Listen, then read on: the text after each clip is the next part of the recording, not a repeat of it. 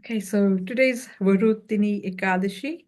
So this occurs during the waning moon in the month of April, May, and the glories are described in the Bhavishya Yutra Purana in the conversation between Lord Krishna and Maha Yudhishthira. Once Maha Yudhishthira said to Sri Krishna, "O Vasudev, I offer my humble obeisances to you. Please explain the Ekadashi, which occurs during the waning moon in the month of April, May, including its name, influence, and glories." Lord Krishna replied, "My dear king, the name of this Ekadashi is Varuthini, and it awards one good fortune both in this life and in the next.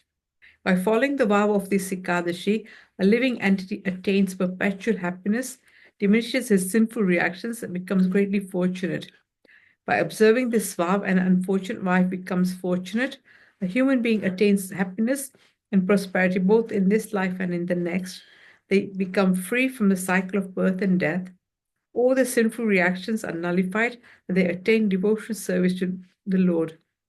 King Mandatta was liberated by properly observing the Ekadashi. Many kings, such as Dundadumara, became liberated by following the Ekadashi. One can achieve the result of undergoing austerities for 10,000 years simply by observing this Varuthini Ekadashi. The amount of piety one accumulates by donating 40 kilos of gold during the solar eclipse in Kurukshetra is achieved simply by observing this Varuthini Ekadashi. O best of kings, donating an elephant is superior to donating a horse. Donating land is superior to donating an elephant. Donating sesame seeds is greater than donating land. Donating gold is greater than donating sesame seeds. Donating food grains is greater than donating gold. In fact, there is no greater charity than giving food grains in charity. O best of kings, by giving food grains in charity, one can satisfy the forefathers, the demigods, and all living entities. The learned scholars have ascertained that giving a daughter in charity is equal to giving food grains in charity. The Supreme Lord himself has compared donating food grains to be equal to donating cows. Moreover, among all kinds of charities, giving knowledge to others is the highest type of charity. By following Varuthini Ekadashi, one can attain the results of all charities. A person who earns his livelihood by selling his daughter certainly commits a great sin and is fit to live in hell till the time of final annihilation. Therefore, no one should ever accept wealth in exchange for his daughter. O King of Kings, a householder who, under the influence of greed, sells his daughter in exchange for money becomes a cat in his next life. But one who decorates his daughter with ornaments according to his own capacity and gives her in charity to a qualified groom, even Chitragupt, the chief secretary of Yamraj, is unable to count his piety. The follower of the Ekadashi should abstain from eating out of a bell metal pot, eating meat, masoor gram, chickpeas, spinach, honey, accepting foodstuffs cooked by others, eating more than once, and indulging in sex life from the day before Ekadashi.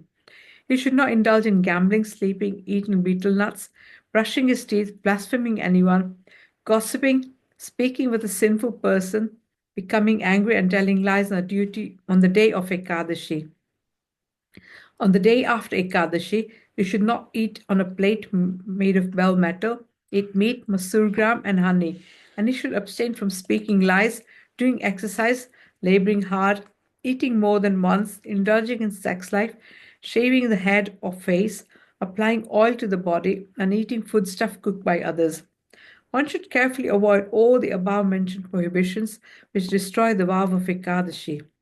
Apart from these, some other prohibited measures should be observed, not only for the 3 days but forever. If one observes a vow of Varuthini Ekadashi, according to these prescribed rules and regulations, then all his sinful reactions are eradicated, and he attains a supreme destination. One who remains awake on the day of Ekadashi and worships Lord Janardhan becomes freed from all sins and attains the supreme goal of life. Anyone who hears or reads the glories of this Ekadashi surely achieves the result of donating 1,000 cows. And being freed from all his sinful reactions, he attains the abode of Vishnu. Varuthini Ekadashi ki jai. Jai. Very nice, Ekadasi.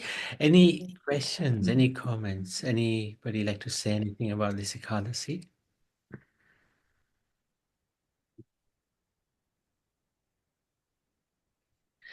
So I just wanted to share one thing. I think the Ekadasi is a vrat where the benefits of the vrat can actually be transferred to others. So near and dear ones, perhaps those who have passed away. And the benefits of the Ekadasi will go to that person. So in the morning, tomorrow, the time of finishing the fast is from 5:45 till 7:15. Oh, it's a little short time. 5:45 to 7:15, 7:15. So hour and a half. So one must have some grain, if one has had prasad on Ekadasi, non-grain prasad, then one must have some grain in between that time, 5:45 until 7:15. And then, well, before that, one can approach the Lord and approach Mother Ekadasi, thanking them for allowing us to perform this vrat. This is our austerity in age of Kali Yuga, or fasting. And one can request them, please, my dear lordships, transfer some, like half or a quarter of the benefit to this person or that person. And the remainder, please credit it to my spiritual bank account so that I can always constantly remember you and chant your holy names. So that's it's a wonderful charitable activity to do that. If somebody is, struggling, then one can assist that person by giving some of the benefits of the Ekadasi Vrat to them. So, just that's all I wanted to share. If anybody wanted to share anything else, please. Prabhu, I'm so glad this because I So, was praying for someone, but as if you read my mind when you explained it, so I know that it oh, can be I can share the benefit to somebody. yeah, Thank you. oh, it's a pleasure. Yeah, yeah, no, it's a very powerful breath. Ekadasi, especially in Kali Yuga, is a very powerful breath. So, Prabhupada used to say, this is our austerity in Kali Yuga, fasting on Ekadasi. So to share the benefits of that is also another austerity, actually, because you are giving away some of your, spiritual benefit. But of course, you're giving it to somebody who you care for. So that's a really very, very nice charity to do. Okay, so Shruti, would you like to share your screen, or shall we share? Would you be able to share your screen, please? Yeah, yeah. Do you want to send the link? I know you use a certain um, website for the Vishnu Sahasranam. Yes, I do. Just one moment, Prabhuji. Let me Okay. share the link with you. Simran, anything you'd like to share? She always has some nice insights. Hare Krishna. Hare Krishna. Um, Something that was just coming to mind is that actually when Vaisheshika Prabhu was giving a talk, someone asked him, a child was asking him that why do we have to fast on Ekadashis? And then he gave the explanation that Chaitanya Mahaprabhu followed this process of Ekadashis, and since we're followers of Chaitanya Mahaprabhu and he shows us how to be a good devotee, to please him, we also follow Ekadashi. Yeah, yeah, yeah, yeah, yeah. That's a really nice one. Yes. And he said that Ekadashi is for the purpose of satisfying Krishna's senses. Mm, So on this day, we can try and meditate on how to satisfy Krishna's senses rather than our own. Yes, that's a good one. Because by not eating, you are trying to control the senses. Yeah, good one. I like that. And one time, I think in Chaitanya Leela, Chaitanya Mahaprabhu noticed his mother was not fasting on Ekadasi. That's right, isn't it? And he requested her, please, mother, must fast on Ekadasi. So, yeah. No, thank you. Thank you for sharing that. Okay, can you see the screen? Yes, Prabhuji, I can see the screen. Thank you. So just scrolling down, yeah? Yes. Before I begin, Yes. there is we usually tend to recite in Yeah. a certain pattern, and different I'm not sure of the exact correct word to use, but different representations, if I may say so. So the stotram itself is recorded differently in different places. So some websites or some texts or books, they record a few extra verses that are not present in all versions of the stotram, and some have a lot of detail. They go step by step. So I may recite because I'm used to listening to the stotram in a certain pattern Good. for a long time. I may recite in that flow. So I may not recite all the verses that appear on the screen, but the main stotram will definitely be present in the recitation. No, that's fine. And if there's anything you'd like to share before or after about the Vishnu Sahasranam, please you go ahead. You can share anything you like. I'll try, Prabhuji. I don't think there's anything left for me to mention that you or the devotees don't already know. But if something comes to my mind, I surely will. We don't know much, so. Nor do I. Nor do I. Okay, Prabhuji. With your permission, I'll begin. Thank you. Thank you. Thank you, Prabhuji.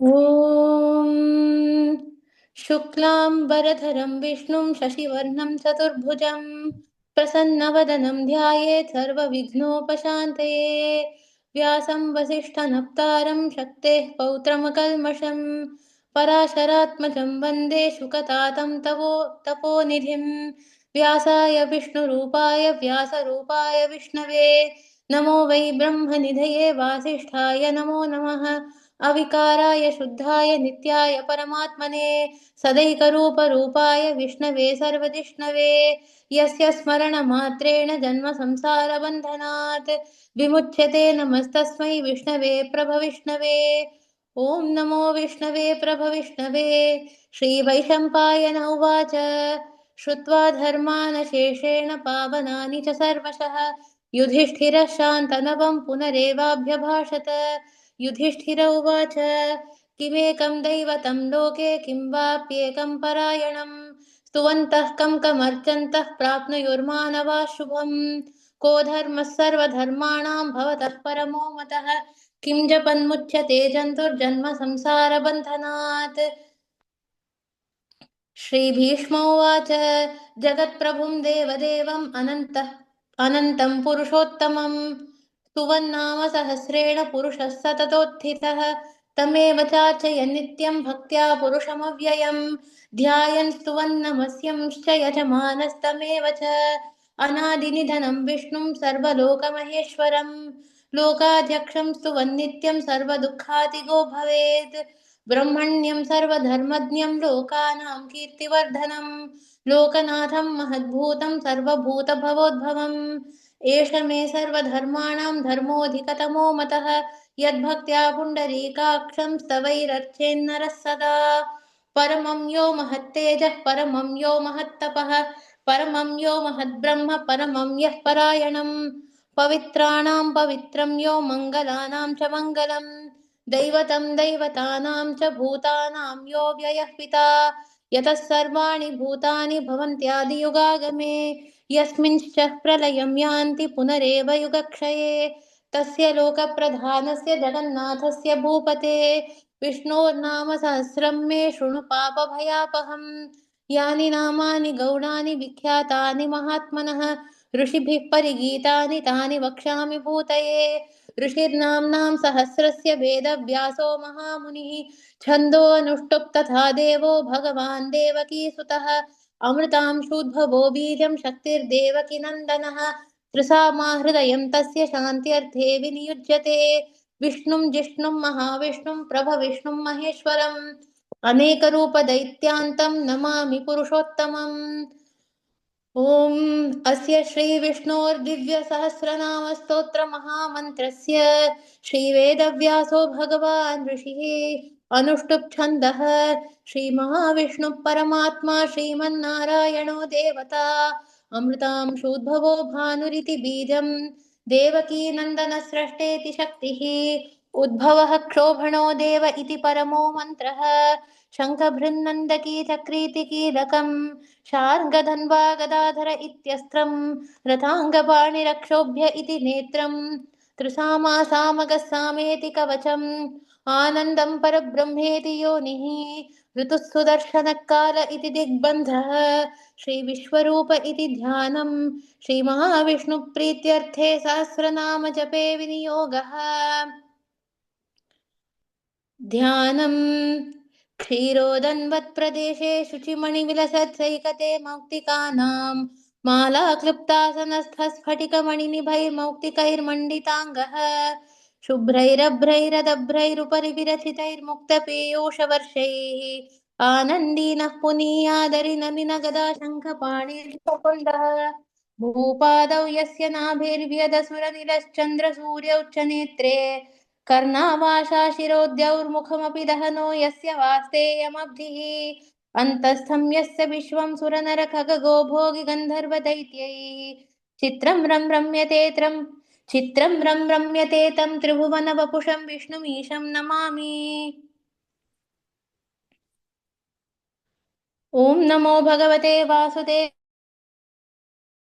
भुजगशयनं पद्मनाभं सुरेशं विश्वाधारं गगनसदृशं मेघवर्णं शुभाङ्गं लक्ष्मीकान्तं कमलनयनं योगिहृद्ध्यानगम्यं वन्दे विष्णुं भवभयहरं सर्वलोकैकनाथं मेघश्यामं पीतकौशेयवासं श्रीवत्साङ्कं कौस्तुभोद्भासिताङ्गं पुण्योपेतं पुण्डरीकायताक्षं विष्णुं वन्दे सर्वलोकैकनाथम् नमः समस्तभूतानाम् आदिभूताय भूभृते अनेकरूपरूपाय विष्णवे प्रभविष्णवे सशङ्खचक्रं सकिरीटकुण्डलं सपीतवस्त्रं सरसीरुहेक्षणं सहारवक्षस्थलशोभिकौस्तुभं नमामि विष्णुं शिरसा चतुर्भुजं छायायां पारिजातस्य हेमसिंहासनोपरि आसीनमम्बुदश्याममायताक्षम् अलङ्कृतं चन्द्राननं चतुर्बाहुं श्रीवत्साङ्कितवक्षसम् रुक्मिणी सत्यभामाभ्यां सहितं कृष्णमाश्रये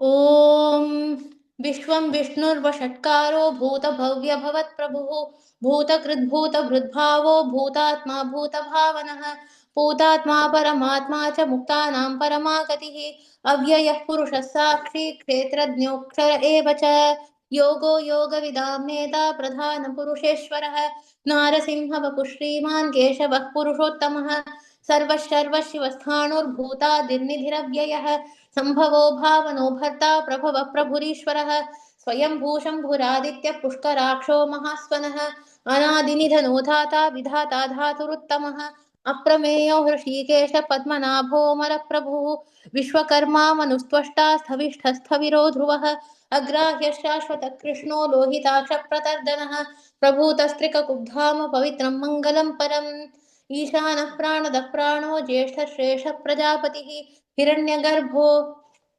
भूगर्भो माधवो मधुसूदनः ईश्वरो विक्रमी धन्वी मेधावी विक्रमक्रमः अनुत्तमो दुराधर्षः कृतज्ञः कृतिरात्मवान् सुरेशः शरणं शर्म विश्वरेता प्रजाभवः अह संवत्सरो व्याल प्रत्ययः सर्वदर्शनः अजः सर्वेश्वर सिद्धः सिद्धिः सर्वादिरच्युतः वृषा कपिरमेयात्मा सर्वयोगविनिःसृतः वसुर्वसुमना सत्यः समात्मा संमितः समः अमोघ पुण्डरीकाक्षो वृषकर्मा वृषाकृतिः रुद्रो बहुशिरा बभ्रुर्विश्वयोनिःशुचिश्रवाः अमृतशाश्वतस्थाणुर्वरारोहो महातपाः सर्वगः सर्वविद्भानुर्विश्वक्सेनो जनार्दनः वेदो वेदविदव्यङ्गो वेदाङ्गो वेदवित्कविः लोकाध्यक्षः सुराध्यक्षो धर्माध्यक्षकृताकृतः चतुरात्मा चतुर्व्यूहश्चतुर्दंष्ट्रश्चतुर्भुजः भ्राजिष्णुर्भोजनं भोक्ता सहिष्णुर्जगदादिजः अनघो विजयो जेता विश्वयोनिः पुनर्वसुः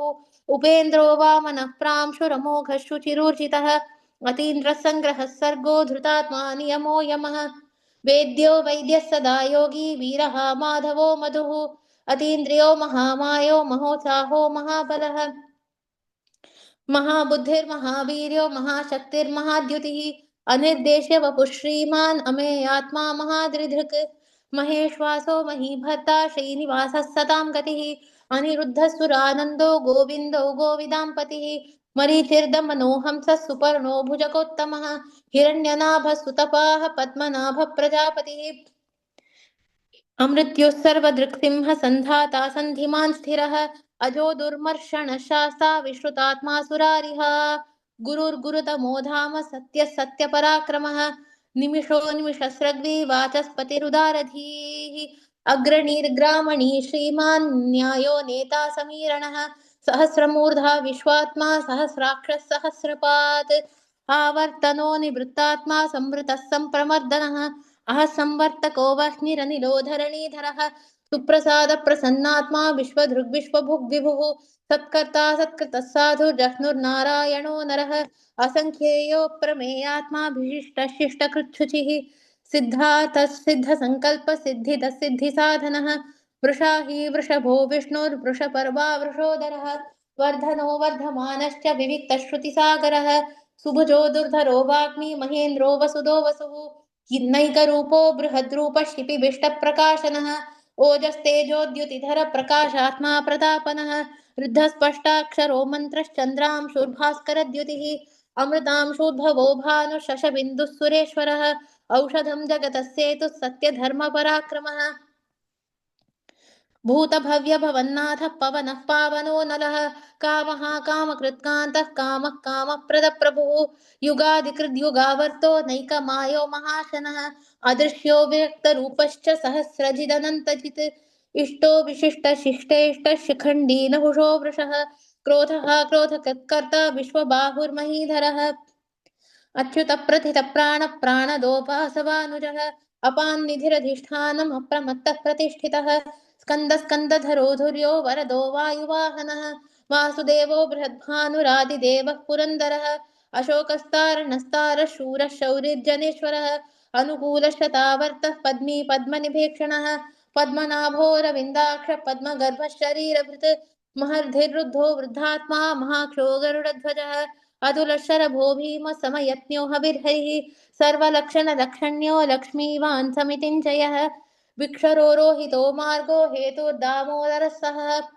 महीधरो महाभागो वेगवानमिताशनः उद्भवः क्षोभणो देव श्रीगर्भः परमेश्वरः करणं कारणं कर्ता विकर्ता गहनो गुहः व्यवसायो व्यवस्थान संस्थान स्थानदो ध्रुवः परर्धिः परमस्पष्टतुष्टः पुष्टः शुभेक्षणः रामो विरामो विरतो मार्गो नेयो नयो नयः वीरः वीरः शक्तिमतां श्रेष्ठो धर्मो धर्मविदुत्तमः वैकुण्ठः पुरुषः प्राणः प्रणवः पृथुः हिरण्यगर्भः शत्रुघ्नो व्याप्तो वायुरधोक्षजः ऋतुः सुदर्शनः कालः परमेष्ठी परिग्रहः उग्रः संवत्सरो दक्षो विश्रामो विश्वदक्षिणः विस्तारस्थावरस्थाणुप्रमाणं बीजमव्ययम् अर्थो अनर्थो महाकोशो महाभोगो महाधनः अनिर्विण्णस्थविष्ठो भूर्धर्मयूपो महामखः नक्षत्रनेमिर्नक्षत्री क्षमः क्षामः समीहनः यज्ञैज्यो महेज्यश्च क्रतुः सत्रं सताङ्गतिः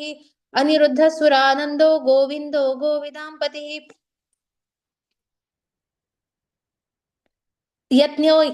यज्ञेज्यो महेज्यश्च क्रतुः सत्रं सताङ्गतिः सर्वदर्शी विमुक्तात्मा सर्वज्ञो ज्ञानमुत्तमम् सुव्रतः सुमुखः सूक्ष्म सुघोषः सुखदः सुहृत् मनोहरोचितक्रोधो वीरबाहुर्विदारणः स्वापनस्ववशो व्यापी नैकात्मा नैककर्मकृत् वत्सरो वत्सलो वत्सी रत्नगर्भो धनेश्वरः धर्मगुब्धर्मकृद्धर्मी सदसत्कर्मक्षरम् अविज्ञाता सहस्रांशुर्विधाता कृतलक्षणः गभस्ति नेमि सत्त्वस्थ सिंहो भूतमहेश्वरः आदिदेवो महादेवो देवेशो देवभृद्गुरुः उत्तरो गोपतिर्गोप्ता ज्ञानगम्यः पुरातनः शरीरभूतभृद्भोक्ता कपीन्द्रो भूरि दक्षिणः सोमपोमृतपः सोमः पुरुचित् पुरुषत्तमः विनयो जयः सत्यसन्धो दाशार्हः सात्वतां पतिः जीवो विनयिता साक्षी मुकुन्दो अमितविक्रमः अम्भो निधिरनन्तात्मा महोदधिशयोऽन्तकः अजो महार्ह स्वाभाव्योचितामित्रप्रमोदनः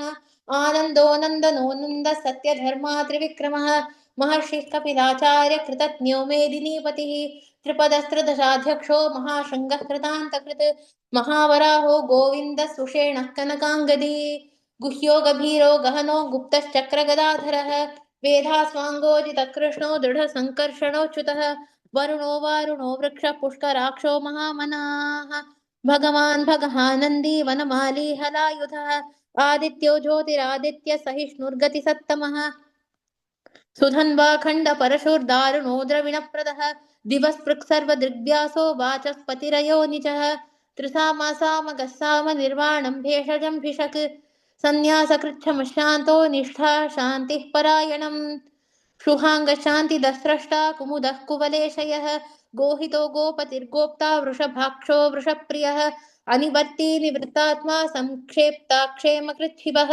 श्रीवत्सवक्षा श्रीवास श्रीपति श्रीमताम्बरः श्रीध श्रीश श्रीनिवास श्रीनिधि श्रीविभावनः श्रीधर श्रीकर श्रेय श्रीमान् लोकत्रयाश्रयः स्वक्षस्वङ्गशतानन्दो नन्दे ज्योतिर्गणेश्वरः विजितात्मा विधेयात्मा सत्कीर्तिश्छिन्न संशयः उदीर्णः सर्वतश्चक्षुरनीश शाश्वतस्थिरः भूषयो भूषणो भूतिर्विशोकशोकनाशनः अर्चिष्मानर्चितः कुम्भो विशुद्धात्मा विशोधनः अनिरुद्धो अप्रतिरथः प्रद्युम्नो अमितविक्रमः कालनेमिनिहावीरः शौरिः शूरजनेश्वरः त्रिलोकात्मा त्रिलोकेश केशवः केशिहा हरिः कामदेवः कामपालः कामी कान्तः कृतागमः अनिर्देशवपुर्विष्णुर्वीरो अनन्तो धनञ्जयः ब्रह्मण्यो ब्रह्मकृद्ब्रह्मा ब्रह्म ब्रह्म विवर्धनः ब्रह्मविद्ब्राह्मणो ब्रह्मी ब्रह्मज्ञो ब्राह्मणप्रियः महाक्रमो महाकर्मा महातेजा महोरगः महाक्रतुर्महायज्वा महायज्ञो महाहविः स्तव्यस्तव प्रियस्तोत्रं स्तुतिस्तोतारणप्रियः पूर्णः पूरयिता पुण्यः पुण्यकीर्तिरनामयः मनोजवस्तीर्थकरो वसुरेता वसुप्रदः वसुप्रदो वासुदेवो वसुर्वसुमनाहविः सद्गतिः सत्कृतिः सत्ता सद्भूतिः सत्परायणः शूरसेनो यदुश्रेष्ठः सन्निवासः सुयामुनः भूतावासो वासुदेवः सर्वासु निलयो नरः दर्पः दर्पदो दृप्तो दुर्धरोऽथा पराजितः विश्वमूर्तिर्महामूर्तिर्दीप्तमूर्तिरमूर्तिमान् अनेकमूर्तिरव्यक्तः शतमूर्तिः शताननः एको नैकः स वक्कः किं यत्तत्पदमनुत्तमम् लोकबन्धुर्लोकनाथो माधवो भक्तवत्सलः सुवर्णवर्णो हेमाङ्गो वराङ्गश्चन्दनाङ्गदी वीरः विषमशून्यो घृताशीरचलश्चलः अमानी मानदो मान्यो लोकस्वामी त्रिलोकधृक् सुमेधा मेधजो धन्य सत्यमेधाधराधरः तेजो वृषो द्युतिधर सर्वशस्त्रभृताम्बरः प्रग्रहो निग्रहो व्यग्रो नैकशृङ्गो गदाग्रजः चतुर्मूर्तिश्चतुर्बाहुः चतुर्व्यूहश्चतुर्गतिः चतुरात्मा चतुर्भावश्चतुर्वेदविदेकपात् समावर्तो निवृत्तात्मा दुर्जयो दुरतिक्रमः दुर्लभो दुर्गमो दुर्गो दुरावासो दुरारिहा शुभाङ्गो लोकसारङ्गः सुतन्तुस्तन्तुवर्धनः इन्द्रकर्मा महाकर्मा कृतकर्मा कृतागमः उद्भवः सुन्दरः सुन्दो रत्ननाभः सुलोचनः अर्को वाजसनशृङ्गी जयन्तः सर्वविद्यये सुवर्णबिन्दुरक्षोभ्यः सर्ववागीश्वरेश्वरः महाह्रदो महागर्तो महाभूतो महानिधिः कुमुदः कुन्दरः कुन्दः पर्जन्यः पावनो निरः अमृताशोऽमृतवपुः सर्वज्ञः सर्वतोमुखः सुलभः सुव्रतसिद्धः शत्रुजिच्छत्रुतापनः न्यग्रोधोदुम्बरो अश्वत्थश्चाणूरान्ध्रनिषूदनः सहस्राचि सप्तजिह्व सप्तैधा सप्तवाहनः अमूर्तिरनघोचिन्त्यो भयकृद्भयनाशनः अणुर्बृहत्कृस्थूलो गुणभृन्निर्गुणो महान् अधृतस्वधृतस्वास्य प्राग्वंशो वंशवर्धनः भारभृत्कथितो योगी योगीश सर्वकामदः आश्रमश्रमणः क्षामः सुपर्णो वायुवाहनः धनुर्धरो धनुर्वेदो दण्डो दमयितादमः अपराजितः सर्वसहो नियन्ता नियमो यमः सत्त्ववान् सात्विकः सत्यः सत्यधर्मपरायणः अभिप्रायप्रियार्होर्ह प्रियकृत्प्रीतिवर्धनः विहाय सगतिर्ज्योतिर्सुरुचिर्हुतभुग्विभुः रविर्विरोचनः सूर्यः सविता रविरोचनः अनन्तो हुतभुग्भोक्ता सुखदो नैकजोग्रतः अनिर्विण्णः सदा महर्षि लोकाधिष्ठानमद्भुतः सनातनतमः कपिलः कपिरव्ययः स्वस्ति कृत्स्वस्ति कृत्स्वस्ति स्वस्ति भुक्स्वस्ति दक्षिणः अरौद्रः कुण्डली चक्री विक्रम्यूर्जितशासनः शब्दातिगः शब्दसः शिशिरः शर्वरीकरः अक्रूरः पेशलो दक्षो दक्षिणः क्षमिणाम्बरः विद्वत्तमो वीतभयपुण्यश्रमणकीर्तनः उत्तारणो दुष्कृतिः पुण्यो दुःस्वप्ननाशनः वीरः रक्षणः सन्तो जीवनः पर्यवस्थितः अनन्तरूपो अनन्तश्रीर्जितमन्युर्भयापहः चतुरश्रो गभीरात्मा विदिशो व्यादिशो दिशः अनादिर्भूद्भुवो लक्ष्मी सुवीरो रुचिराङ्गदः जननो जनजन्मादिर्भीमो भीमपराक्रमः आधारनिलयो धाता पुष्पहासप्रजागरः ऊर्ध्वगसत्पथाचार प्राणदप्रणवप्पणः प्रमाणं प्राणनिलय प्राणभृत् प्राणजीवनः तत्त्वं तत्त्वविदेकात्मा जन्म मृत्युजरातिगः भूर्भुवस्वस्तरुस्तारः सविता प्रपितामहः यज्ञो यज्ञपतिर्यज्वा यज्ञाङ्गो यज्ञवाहनः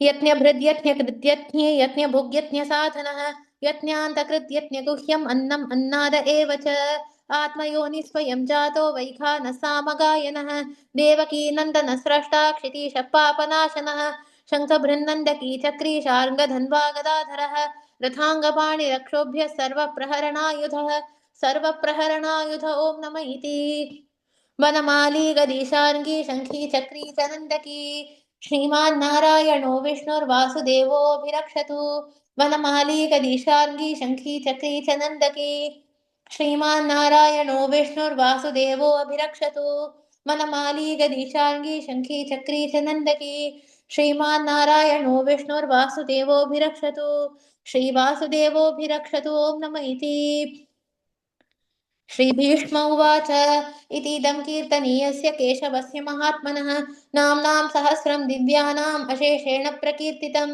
य इदं शृणुयात् नित्यं यश्चापि परिकीर्तयेत् नाशुभं प्राप्नुयात् किञ्चित् सोमुत्रेह च मानवः वेदान्तगो ब्राह्मणः स्यात् क्षत्रियो विजयी भवेत् वैश्यो धनसमृद्धः स्यात् शूद्रः सुखमवाप्नुयात् धर्मार्थी प्राप्नुयात् धर्ममर्थार्थी चार्थमाप्नुयात् कामानवाप्नुयात् कामी प्रजार्थी चाप्नुयात् प्रजां भक्तिमान् यः सदोत्थाय शुचिस्तद्गतमानसः सहस्रं वासुदेवस्य नाम्नाम् एतत् प्रकीर्तयेत् यशः प्राप्नोति विपुलं याति प्राधान्यमेव च अचलां श्रियमाप्नोति श्रेयः प्राप्नोत्यनुत्तमं न भयं क्वचिदाप्नोति वीर्यं तेजश्च विन्दति भवत्यरोगो द्युतिमान् बलरूपगुणान्वितः रोगार्तो मुच्यते रोगात् बद्धो मुच्येत बन्धनात् भयात् मुच्येत भीतस्तु मुच्येतापन्न आपदः दुर्गाण्यतितरत्याशु पुरुषः पुरुषोत्तमं स्तुवन्नाम सहस्रेण नित्यं भक्तिसमन्वितः वासुदेवाश्रयो मर्त्यो वासुदेवपरायणः सर्वपापविशुद्धात्मा याति ब्रह्म सनातनं न वासुदेव भक्तानाम् अशुभं विद्यते क्वचित् जन्म मृत्युजरा व्याधि भयं नैवोपजायते इमं स्तवमधीयान श्रद्धा भक्तिसमन्वितः युज्येतात्मसुखक्षान्ति श्रीधृतिस्मृतिकीर्तिभिः न क्रोधो न च मात्सर्यं न लोभो नाशुभामतिः भवन्ति कृतपुण्यानां भक्तानां पुरुषोत्तमे द्यौसचन्द्रार्कनक्षत्राखं दिशो भूर्महोदधिः वासुदेवस्य वीर्येण विधृतानि महात्मनः ससुरासुरगन्धर्वं सयक्षोरगराक्षसं जगद्वशे वर्ततेदं कृष्णस्य सचराचरम् इन्द्रियाणि मनोबुद्धिः सत्त्वं तेजोबलं धृतिः वासुदेवात्मकान्याहुः क्षेत्रं क्षेत्रज्ञ च योगो योगविदां नेता सर्वागमानामाचारः प्रथमं परिकल्पते आचारप्रभवो धर्मो धर्मस्य प्रभुरच्युतः ऋषयः पितरो देवा महाभूतानि धातवः जङ्गमाजङ्गमं चेदं जगन्नारायणोद्भवम् योगो ज्ञानं तथा साङ्ख्यं विद्या शिल्पादिकर्म च वेदाः शास्त्राणि विज्ञानम् एतत् सर्वं जनार्दनात् एको विष्णुर्महद्भूतं पृथग्भूतान्यनेकशः त्रीन् लोकान् व्याप्य भूतात्मा भुङ्क्ते विश्वभुगव्ययः इमं स्तवं भगवतो विष्णोर्व्यासेन कीर्तितं पठेद्य इच्छेत् पुरुषः श्रेयः प्राप्तुं सुखानि च विश्वेश्वरमजं देवं जगतः प्रभुमव्ययं भजन्ति ये पुष्कराक्षं न ते यान्ति पराभवम् न ते यान्ति पराभवम् ॐ नम इति अर्जुन उवाच पद्मपत्रविशालाक्ष पद्मनाभसुरोत्तम भक्तानामनुरक्तानां त्राता भव जनार्दन श्रीभगवानुवाच यो मां नाम सहस्रेण स्तोतुमिच्छति पाण्डव सोऽहमेकेन श्लोकेन स्तुत एव न संशयः स्तुत एव न संशय ॐ नम इति श्रीव्यास उवाच वासनाद्वासुदेवस्य वासितं भुवनत्रयं सर्वभूतनिवासोऽसि वासुदेव नमोऽस्तु ते श्रीवासुदेव नमोऽस्तु ते ॐ नम इति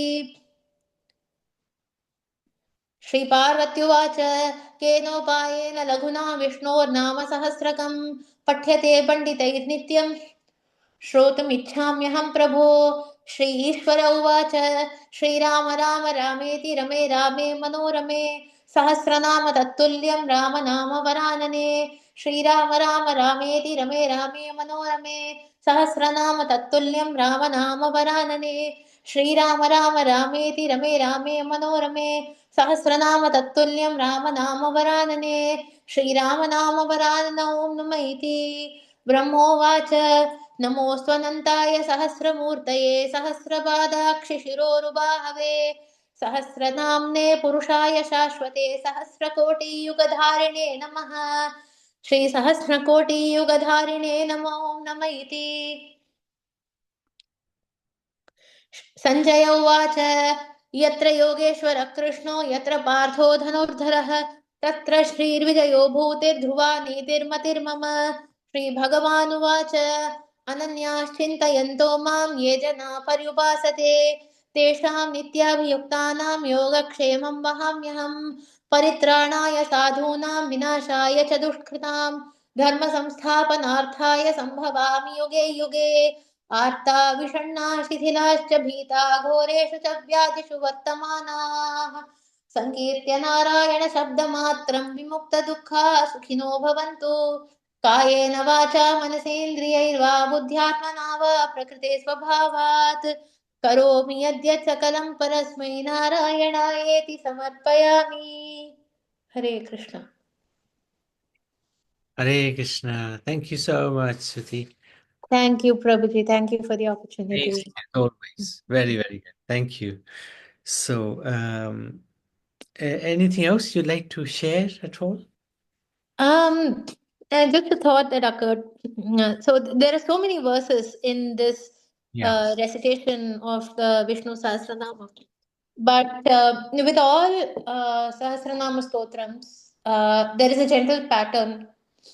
So there is sort of an introductory phase where salutations are offered to the Lord and some of the Lord's devotees, and maybe a few verses explaining the context of that stotram. And then there is the main stotram itself, which comprises 1,000 names. It's not always exactly 1,000, maybe a few above the number 1,000. And then after that, the last part of the stotram is the Shruti, which describes the benefits of listening to or reciting that stotram. Yes. So in this particular example, so the first few verses they offer salutations to the Lord, to uh, Vyasadeva, and then there are a few verses which list those 6 questions that Maharaj Yudhishthir asked Bhishma Pitamaha, Yeah. and Bhishma Pitamaha's response to those questions. It's I can't recite them by memory, but it's those verses at the very beginning where Yudhishthira asks, "Kimekam daivatam loke kim vapyekam parayanam." So those verses are the comprise the questions that he asked, and then the Phalashruti at the end begins with the verse "Itidam kirtaniyasya keshavasya mahatmana." So from that verse onwards is the Phalashruti, where Bhishma Pitama explains the benefits of reciting the stotram. The 1,000 names themselves, they begin with the verse Vishwam Vishnur Vashatkaro Bhuta Bhavya Bhavat Prabhu. They begin with that verse, and the very last name in the list of those 1,000 names is the verse which ends with Sarva Praharanayudha. So that is the last name. So there are two ways to recite the Sahasranamam. One is to recite the stotram as we all listen to regularly. In when it's recited in this format, it's called the Sahasranama Stotram. But if it is recited, if only the names are recited, so no other verses, no introduction, no Phalashruti, only the 1,000 names, purely the 1,000 names, then that is called the Sahasranamavali, Acha. meaning it is the list of those thousand, just a list of those 1,000 names. So when it is recited in that manner, people, devotees generally tend to recite it as if they were performing archana. So with each name, you offer a flower or tulsi or whatever you have to offer to the Lord. So it follows. So these 1,000 names are embedded in this stotram. But when you recite it in a stotram format, according to the rules of the Sanskrit grammar, the pronunciation and the way the words are written, they can take on different forms, Right. but the names themselves are hidden in those verses. So when we say, for example, Vishwam Vishnur Vashatkaro Bhuta Bhavya Bhavat Prabhu, this is the first line of those 1,000 names. Each of these is a name. So Vishwa is one name, Vishnu is the second, Vashatkara is the third, Bhuta is the fourth, Bhavya is the fifth, Bhavat Prabhu is the sixth, and so on. Yeah. But the way when we recite it in the stotram form, the just like we have adjective forms and verb forms and adverb forms in English, even in Sanskrit, there are these grammar rules that have been written down. It's very interesting when you actually explore and try to understand why it is the way it is. Yes, yes. Amazing. It's good you got so much background knowledge. Very good. No, this is all that I learned by Yeah. observation and by reading. Sure, sure. No, it's very good. Thank you for sharing it as well. Thank you, Prabhuji. Thank you for the opportunity as always. Thank you. Anybody else, anything they'd like to share? Okay, thank you so much. We shall hopefully meet up definitely next Ekadashi, or we do our normal everyday online satsangs, so everybody's welcome, of course. Thank you. Thank you, Shruti, for Thank you, Prabhuji. Thank you, Mataji. Thank you. Hare Krishna. Hare Krishna. Hare Krishna. Thank you. Hare